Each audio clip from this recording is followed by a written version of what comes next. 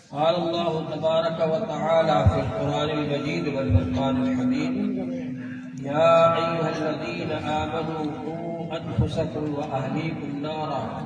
وقودها الناس والحجارة. علماء کرام، مہمانان کرام، برادران اسلام، میرے نوجوان بھائیوں اور عزیز بچوں، اللہ جل شانہ نے ہم لوگوں کو جو دین عطا فرمایا ہے یہ بہت ہی قیمتی دین ہے، اور اللہ تبارک و تعالی نے یہ دین رحمت دے کر بھائی جانے کی خزانہ بنا بالکل آخری نشست ہے، حضرت کی قیمتی بیان ہو رہا ہے، ہم سب جمع ہو صلی جائیں۔ اللہ علیہ وآلہ وسلم نے یہ دین لا کر کے ہم کو دیا ہے، اس دین کی ہم کو قدر کرنا ہے۔ اللہ تبارک و تعالی کے نزدیک سب سے زیادہ پسندیدہ دین اسلام ہے، ان الدین عند اللہ الاسلام۔ اور اللہ تبارک و تعالی نے فرمایا: وَمَن يَبْتَغِ غَيْرَ الْإِسْلَامِ دِينًا فَلَن يُقْبَلَ مِنْهُ۔ اسلام کے علاوہ اگر کوئی شخص کسی اور چیز کو دین بنائے گا، کسی اور رواج کو اختیار کرے گا، کسی اور فیشن کو اختیار کرے گا، کسی اور چیز کو اپنی زندگی کا دستور العمل بنائے گا، اس طریقے پر چلے گا، تو اللہ جل شانہ کے یہاں ہرگز قبول نہیں کیا جائے گا۔ اللہ تعالیٰ کے یہاں اگر نجات ہوگی تو دین اسلام پر عمل کرنے سے ہوگی۔ حضور پاک صلی اللہ علیہ وآلہ وسلم کے آنے کے بعد اس سے پہلے جتنے دین آئے تھے سب منسوخ ہو گئے، سب کینسل ہو گئے۔ اب یہودیوں کو بھی حضور صلی اللہ علیہ وآلہ وسلم کے دین پر ہی چلنا پڑے گا، اور عیسائیوں کو بھی رسول پاک صلی اللہ علیہ وآلہ وسلم کے دین پر ہی چلنا پڑے گا، اور جتنے بھی لوگ پہلے کے ہیں ان سب کو اسی دین کے مطابق عمل کرنا پڑے گا۔ اور یہ دین اسلام کوئی نیا دین نہیں ہے۔ حضرت آدم علیہ السلام سے لے کر حضور صلی اللہ علیہ وآلہ وسلم تک جتنے انبیاء علیہ السلام آئے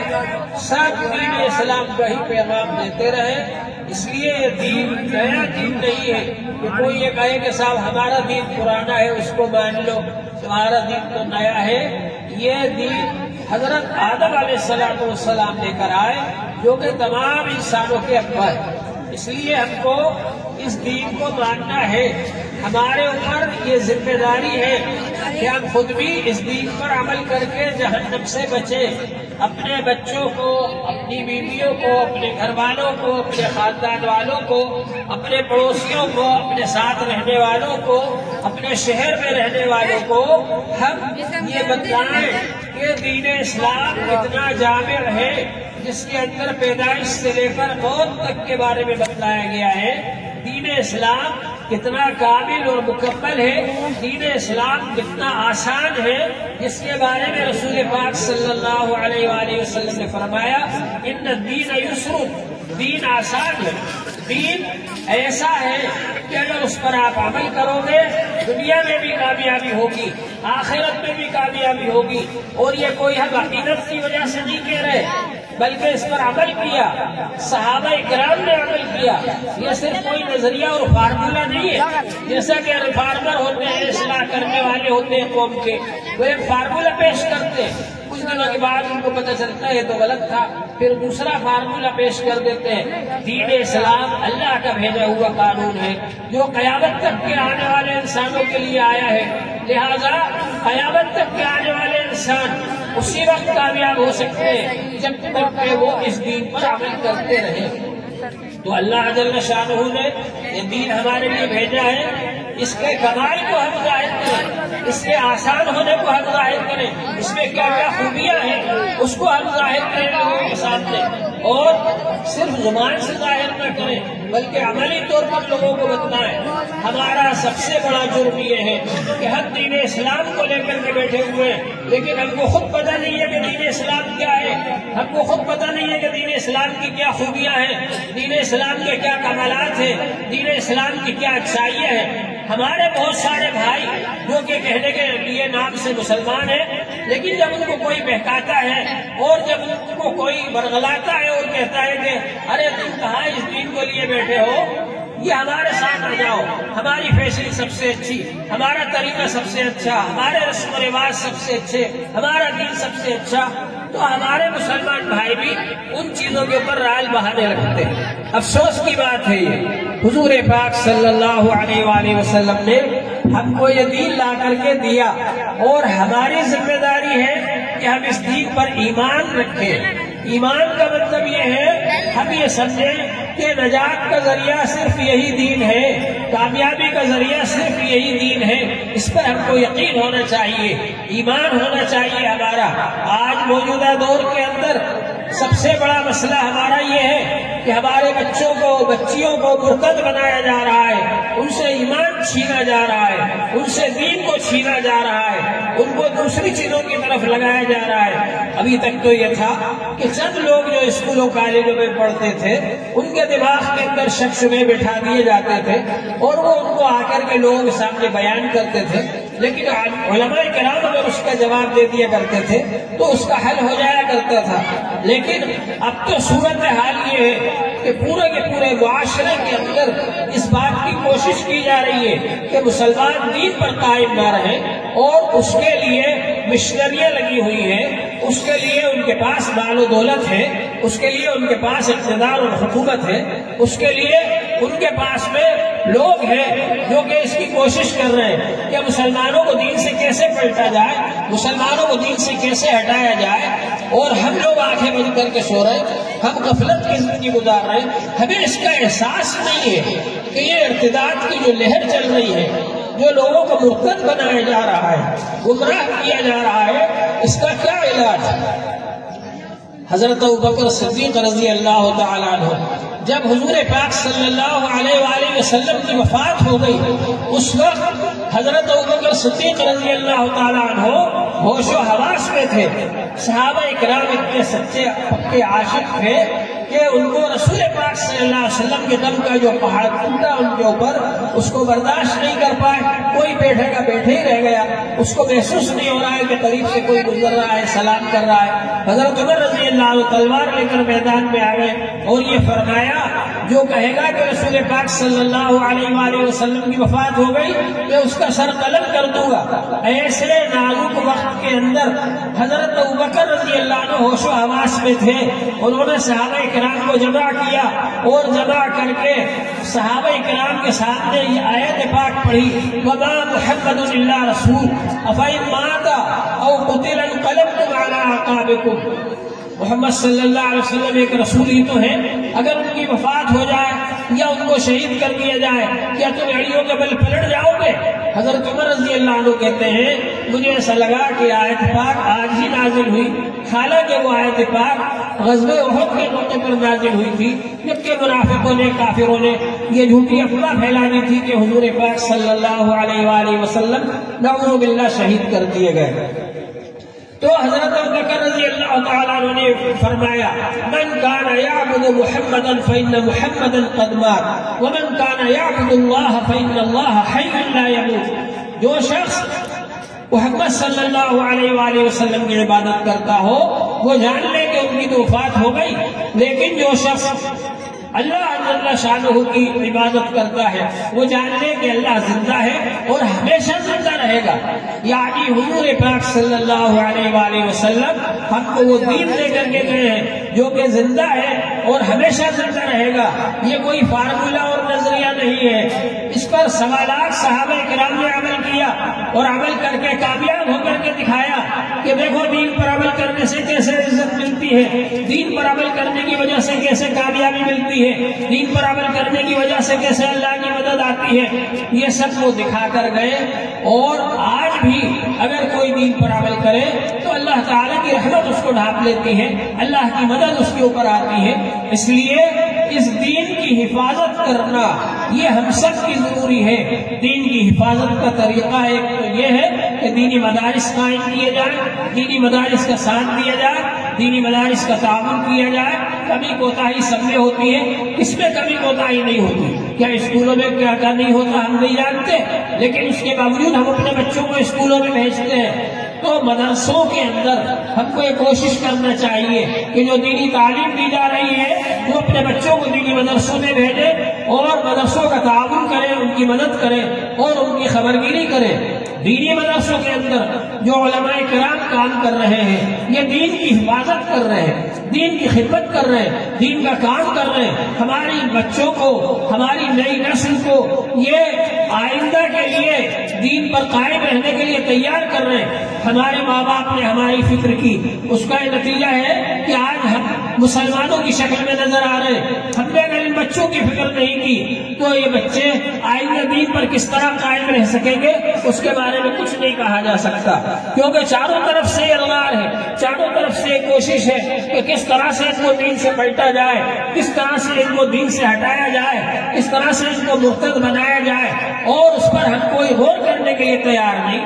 ہم اس چیلنج کو قبول کرنے کے لیے تیار نہیں۔ حضرت ابوبکر رضی اللہ تعالیٰ عنہ کے زمانے میں جب لوگوں نے مرتد ہونا شروع کیا تو اس موقع پر حضرت ابوبکر رضی اللہ عنہ نے فرمایا اَيُنْقَصُ الدِّينُ وَأَنَا حَيٌّ، کیا یہ ہو سکتا ہے کہ میرے زندہ رہتے ہوئے دین میں کمی آ جائے؟ یہ جذبہ ہمارے اندر ہونا چاہیے دین کے وارث ہونے کے ناطے۔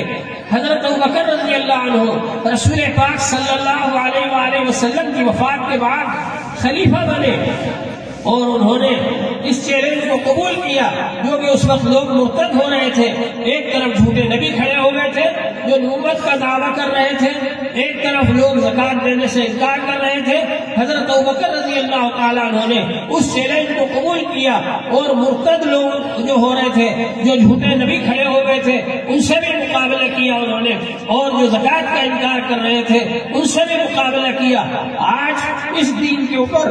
چاروں طرف سے حملے ہو رہے ہیں، لیکن کوئی ایسا آدمی نہیں ہے جو کہ کھڑا ہو کر کے اس چیلنج کو قبول کرے اور ان کا جواب دے سکے۔ علماء کرام ہر زمانے کے اندر ہوئے، انہوں نے دین پر اعتراض کرنے والوں کے جوابات بھی دیے، مناظرے بھی کیے، مدارس بھی چلائے اور دین کو پھیلانے کی کوشش کی۔ یہ جو علماء کرام ہیں یہ ہمارے لیے سرمایہ ہے، یہ دینی مدارس ہمارے لیے سرمایہ ہے جن کے ذریعے دین کی حفاظت ہو رہی ہے۔ ہماری یہ کوشش ہونا چاہیے کہ ہم اس بات کی فکر کریں کہ ہم اپنے بچوں کو، اپنے خاندان والوں کو اور اپنے بیوی بچوں کو، اپنے رشتہ داروں کو جہنم سے کیسے بچائیں۔ جہنم سے بچانے کے لیے ہماری کوشش ہونا چاہیے۔ حتیٰ کہ ہمارے وہ بھائی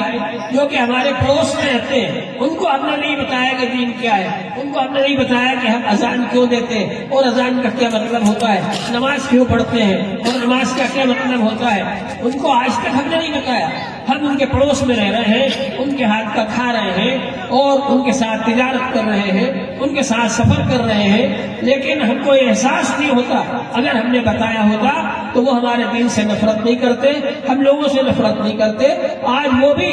اس دین کی قدر کرتے۔ لیکن افسوس کی بات ہے کہ ہمارے پاس اتنی قیمتی چیز موجود ہے اور ہم اس کا احساس نہیں کرتے کہ یہ کتنی قیمتی چیز ہے۔ آپ نے سنا ہوگا کہ ایک شخص بکری لے کر کے جا رہا تھا، 2-3 ٹھگ راستے میں بیٹھ گئے اور انہوں نے اس سے کہا کہ ارے یہ کتا کہاں لے جا رہے ہیں؟ اس نے کہا نہیں بھائی بکری ہے۔ دوسرا راستے میں ملا تھوڑا آگے، کہنے لگا ارے تم یہ کتا کہاں لے جا رہے ہو؟ اس نے کہا نہیں بھائی بکری ہے۔ پھر تھوڑی آگے ایک اور ٹھگ ملا، اس نے کہا ارے یہ کتا کہاں لے جا رہا ہے؟ اب اس نے سوچا ہو سکتا ہے کتا ہو، میں اس کو بکری سمجھ رہا ہوں، تو وہیں پر چھوڑ کر کے چلا گیا اور وہ لوگ اس بکری کو لے کر کے چلے گئے۔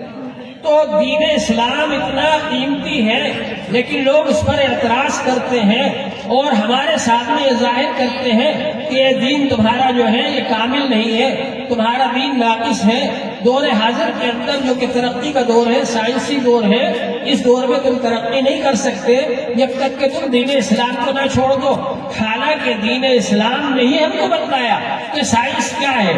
سائنس تو بدلتی رہتی ہے، سائنس کا نظریہ بدلتا رہتا ہے۔ دین اسلام وہ دین ہے جس نے قرآن پاک کے اندر بھی ایسے ایسے سائنسی انکشافات کیے جو آج بھی بڑے بڑے سائنسداں اس کو دیکھ کر پڑھ کر حیران رہ جاتے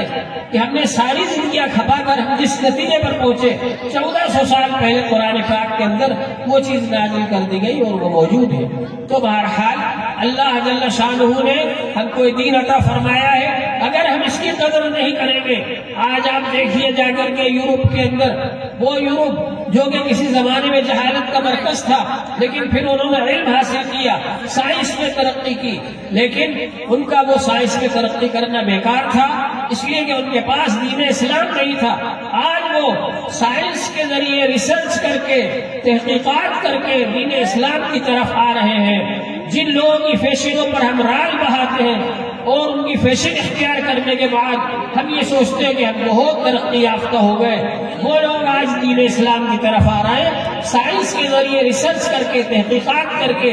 اور ہم لوگ دین اسلام کو چھوڑتے چلے جا رہے ہیں۔ چھوٹی چھوٹی باتوں میں دین اسلام کو چھوڑ دیتے ہیں، احکام اسلام کو چھوڑ دیتے ہیں۔ یہ ہماری محرومی کی بات ہے، یہ ہماری بد نصیبی کی بات ہے۔ اللہ جل شانہ نے فرمایا فَإِن تَتَوَلَّوْا يَسْتَبْدِلْ، اللہ تبارک و تعالی اگر تم لوگ دین سے پھرو گے، پلٹو گے، تو اللہ تعالیٰ تمہارے علاوہ دوسرے لوگوں کو یہ دین عطا فرما دیں گے، پھر وہ اس دین پر عمل کریں گے۔ تو اللہ تبارک و تعالیٰ نے یہ دین ہم کو عطا فرمایا ہے، اس کی ہمیں حفاظت کرنا ہے۔ حفاظت کرنے کے لیے یہ کوشش ہو ہم خود دین کو سمجھیں اور دین کے مطابق عمل کریں،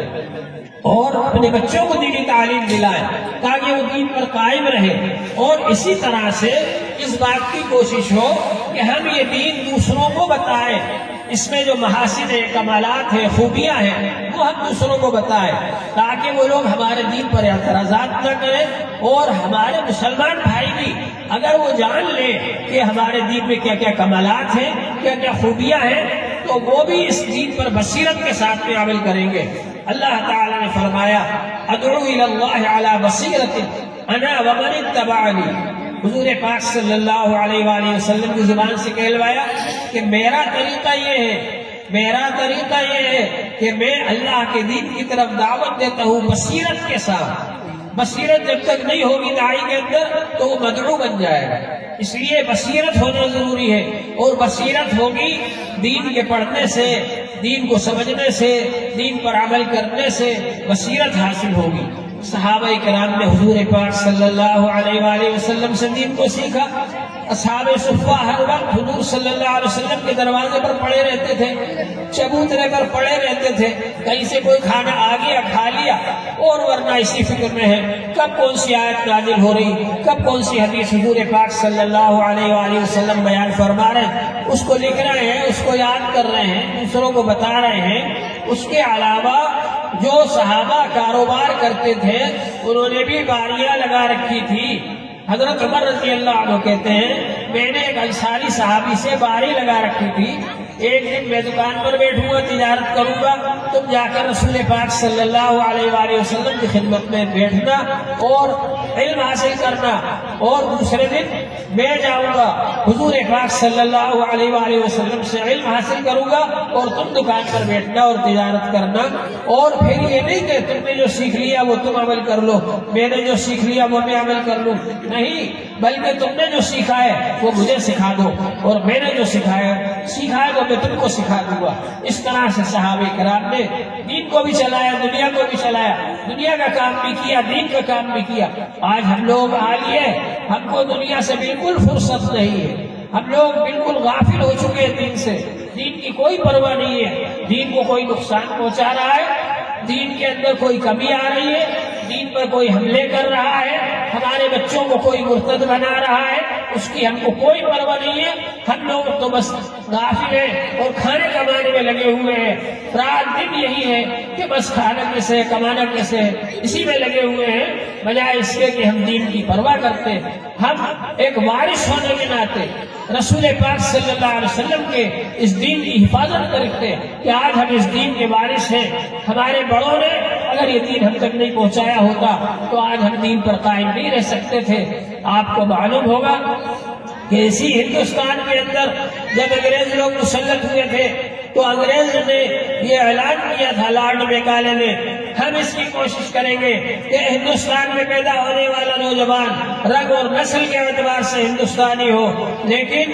وہ نظریات اور خیالات کے اعتبار اعتبار سے فرق کی ہو، حضرت مولانا قاسم صاحب نانوتوی رحمۃ اللہ علیہ نے اس کا جواب دیا تھا اور یہ فرمایا تھا ہم اس کی کوشش کریں گے کہ ہندوستان میں پیدا ہونے والا نوجوان رنگ اور نسل کے اعتبار سے ہندوستانی ہو، لیکن عقیدے اور عمل میں حضرت محمد صلی اللہ علیہ وآلہ وسلم کے تابع ہو۔ چنانچہ یہ جگہ جگہ دینی مدارس قائم کیے، جن کی وجہ سے آج قرآن پاک پڑھایا جا رہا ہے، حدیث پاک پڑھائی جا رہی ہے، باوجود اس کے کہ لوگ ان مدرسوں کے پیچھے پڑے ہوئے ہیں۔ دشمن بھی سمجھ چکا ہے کہ دینی مدرسے ہی یہ ریڑھ کی ہڈی ہے، دین کے مدرسے ہی یہ مسلمانوں کو مسلمان بنائے ہوئے ہیں۔ دشمن آپ سے زیادہ سمجھ چکا ہے، لہذا وہ نادان دوستوں کو بھی پیچھے لگاتے ہیں۔ بعض ایسے لوگ جو ظاہراً دیکھنے میں مسلمان ہوتے ہیں ان کو پیچھے لگایا جاتا ہے، اس مدرسے کو نقصان پہنچا دو، اس کو نقصان پہنچا دو، اور وہ خود بھی نقصان پہنچاتے ہیں کہ مدرسے کسی طرح سے بند ہو جائیں، ختم ہو جائیں۔ لیکن یہ آپ کی ذمہ داری ہے کہ آپ ان دینی مدرسوں کا تعاون کریں، دینی مدرسوں کی خدمت کریں۔ بعض لوگ یہ سمجھتے ہیں کہ یہ دینی مدرسے مولویوں نے کھانے کمانے کے لیے دھندا بنا رکھا ہے، ایسا نہیں ہے۔ حضرت تھانوی رحمۃ اللہ علیہ فرماتے تھے اگر علماء کرام یہ مدرسے چھوڑ دیں، دین کا کام چھوڑ دیں، تو وہ دنیا کے کام میں تجارت وغیرہ میں تم سے زیادہ اچھا کام کر سکتے، تم سے زیادہ آگے بڑھ سکتے ہیں، لیکن یہ اس کام کو اس لیے کر رہے ہیں کہ اگر یہ اس کام کو چھوڑ دیں گے تمہاری آئندہ نسلوں کو کوئی کلمہ سکھانے والا نہیں ہوگا، دین سکھانے والا نہیں ہوگا۔ اس وجہ سے علماء کرام اس کام کو کر رہے ہیں۔ ہمارا یہ فرض ہے، جو علماء کرام مدرسے چلا رہے ہیں یہ ہماری طرف سے ایک فرض کفایہ کو ادا کر رہے ہیں، اس لیے ہم ان مدرسوں کا تعاون کریں، خود جا کر کے وہاں خبرگیری کریں، ان کی خدمت کریں، ان سے پوچھیں کہ وہاں کس چیز کی ضرورت ہے اور وہ لا کر کے وہاں پر رکھیں۔ یہ مدرسہ کتنے دنوں سے چل رہا ہے؟ میرے خیال میں تو سمجھتا تھا کہ نیا مدرسہ ہے، لیکن ابھی ایک صاحب سے میں نے کہا تو انہوں نے کہا بہت پرانا ہے، لیکن یہاں پر بیت الخلا کے اندر ابھی تک کوئی ایسا آدمی اس شہر میں نہیں ملا جو ٹنکی رکھوا دیتا کہ اس میں سے کنیکشن کروا دیا جائے اور وہ اس کے ذریعے نل لگا دیے جائے بیت الخلا کے اندر۔ بچوں کو کتنی پریشانی ہوتی ہوگی، کبھی آپ حضرات نے یہ نہیں سوچا، کبھی ہم نے یہ نہیں سوچا کہ بچوں کے لیے رہنے کا کیسا انتظام ہے، وہ جا کر کے دیکھا جائے تاکہ وہ اچھی طرح سے رہ سکے وہاں پر۔ کبھی ہم نے یہ نہیں سوچا کہ ان کے لیے درسگاہیں الگ بنوا دی جائیں اور رہنے کے لیے الگ جگہ بنوا دی جائے۔ یہ ہر مدرسے میں ہم کو جا کر معلومات کرنا چاہیے کہاں کس چیز کی ضرورت ہے۔ یہ علماء کرام ڈبل کام کرتے ہیں، ایک طرف تو مدرسہ بھی چلا رہے ہیں، بچوں کو پڑھا رہے ہیں، دوسرے چندہ بھی کر رہے ہیں۔ ارے یہ تو ہمارا کام تھا کہ ہم جا کر کے مدرسے میں پوچھتے کس چیز کی ضرورت ہے اور ہم اس کا انتظام کرتے، اس کے بجائے یہ علماء کرام جو کر رہے ہیں اس پر بھی تنقیدیں کی جاتی ہیں، اس پر بھی یہ کہا جاتا ہے کہ صاحب یہ فلاں مدرسہ ایسا ہے، فلاں مدرسہ ایسا۔ ہو سکتا ہے آپ کے شہر میں ایسا نہ ہو، لیکن ایک عام ماحول ہے اس لیے میں بول رہا ہوں، اس سے ہم کو بچنا چاہیے۔ علماء کرام سے عقیدت رکھیں، محبت رکھیں۔ اللہ جل شانہ نے ہم کو علماء کرام سے جوڑا ہے، ہمارا دین علم والا مذہب ہے، ہم کو علم سیکھنے کا حکم دیا گیا۔ دوسروں کے یہاں ان کی مذہبی کتاب کو ایک ہی خاندان پڑھ سکتا ہے، باقی کوئی نہیں پڑھ سکتا۔ ہمارے یہاں اللہ تعالیٰ نے کتنا آسان فرما دیا کہ ہر شخص وضو کر کے، غسل کر کے، وضو کر کے قرآن پاک کو ہاتھ میں لے سکتا ہے، پڑھ سکتا ہے۔ بلکہ حضور پاک صلی اللہ علیہ وآلہ وسلم نے علم طلب کرنے کو ہر مسلمان پر فرض قرار دیا۔ طلب العلم فریضۃ علی کل مسلم، علم طلب کرنا ہر مسلمان پر فرض ہے۔ آپ کے لیے پاکی حاصل کرنا فرض ہے تو اس کا علم سیکھنا بھی فرض ہے۔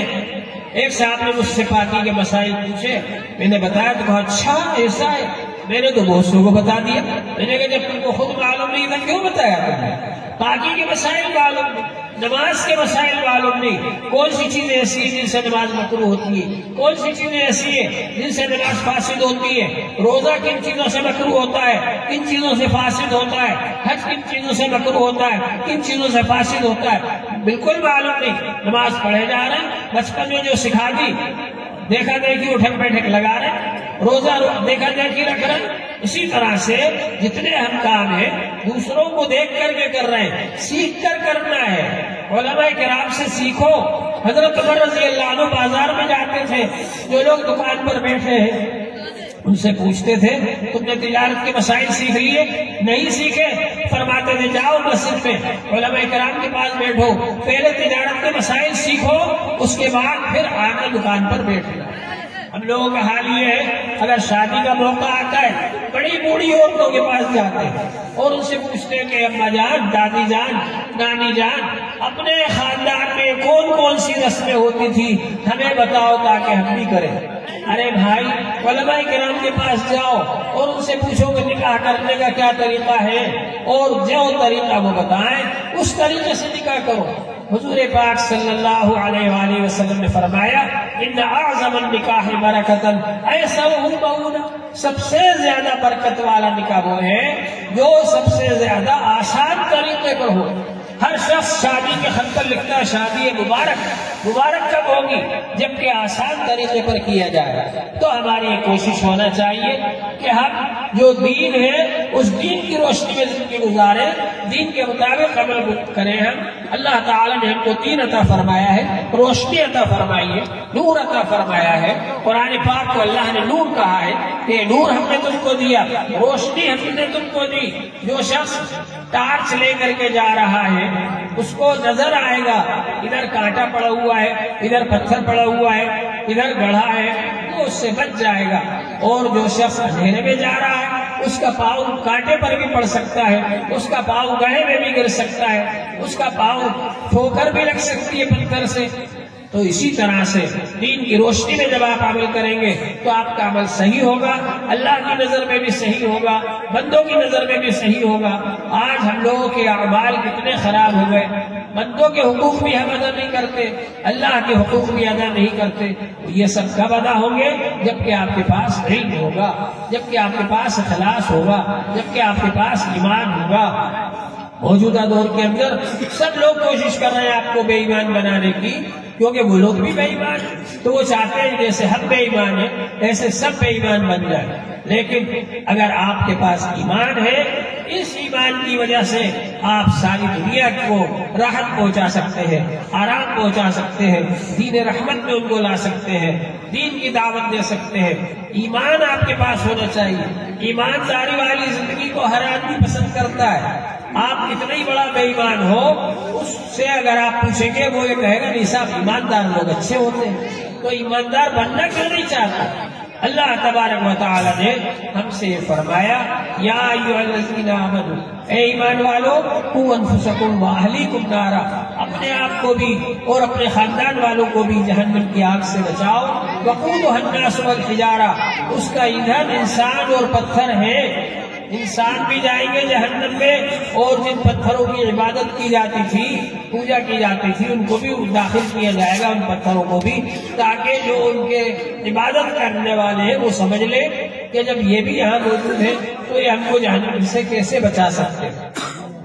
اللہ تبارک و تعالیٰ کا ان کو شکر ادا کرنا چاہیے کہ اس نے ہم کو اس موقع پر یہاں پر جمع فرمایا اور کچھ کہنے اور سننے کا موقع عطا فرمایا۔ میں تو ایک دوسرے اس میں آیا ہوا تھا، لیکن آپ حضرات نے آپ کے اس مخمل کے پروگرام میں ایک ٹاٹ کا پیوند لگا دیا، اس میں شرکت کا مجھے بھی موقع مل گیا۔ اللہ جل شانہ ہم سب کو نیک اعمال